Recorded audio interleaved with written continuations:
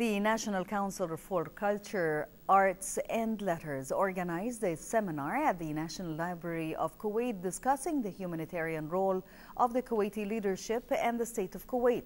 The seminar hosted a number of famous figures who gave their speeches on such a significant issue, which is a source of pride to the nation and its people. Hiba Abdurrahman was at the National Library and has this report. The director of the International Organizations Department at the Ministry of Foreign Affairs, Jassim Al-Mbaraki, said that Kuwait provided under His Highness the Emir, Sheikh Sabah Al-Ahmed Al-Jabr Sabah's directions a lot to the world and spread the good hand to humans in Asia, Africa and around the world. His speech came during a seminar entitled His Highness the Emir, a Humanitarian Leader, Kuwait as an International Humanitarian Center, hosted by the National Council for Culture, Arts and Letters, NCCAL, within the cultural events of the 21st Qurain Cultural Festival. It's quite obvious that in the light of events which took place for the last year or two. We did His Highness the Emir in his capacity as head of the state, and it goes back.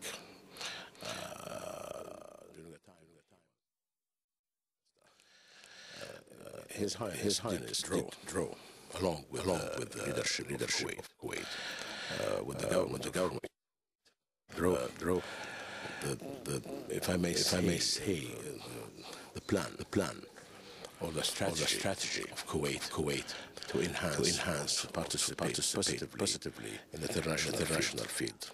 Al-Mbaraki said that Kuwait is part of a coherent international community, as countries cannot live isolated as separated islands, stressing that the international cooperation would maintain its economic and political security in a broad sense. He noted that Kuwait also contributed to achieve the Millennium Development Goals (MDGs), which is a noble goals and part of the international system.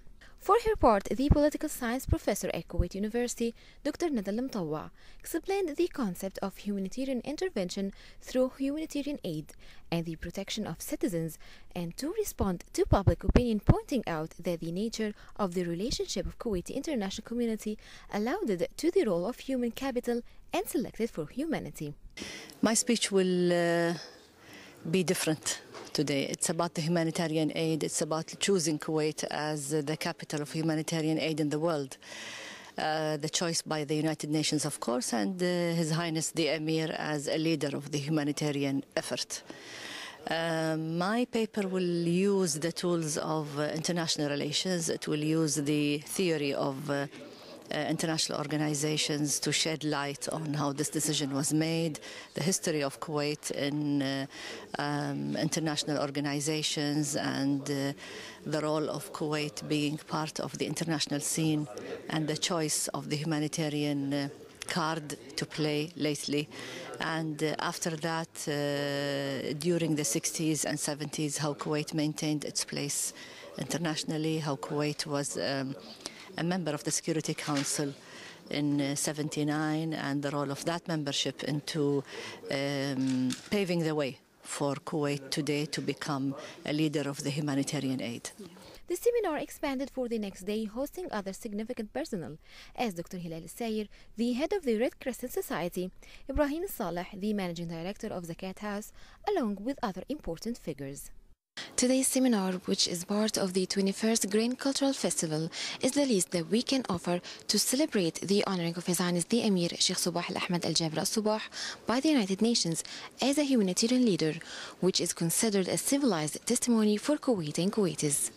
From the National Library of Kuwait, I am Hiba Abdurrahman, reporting for English News.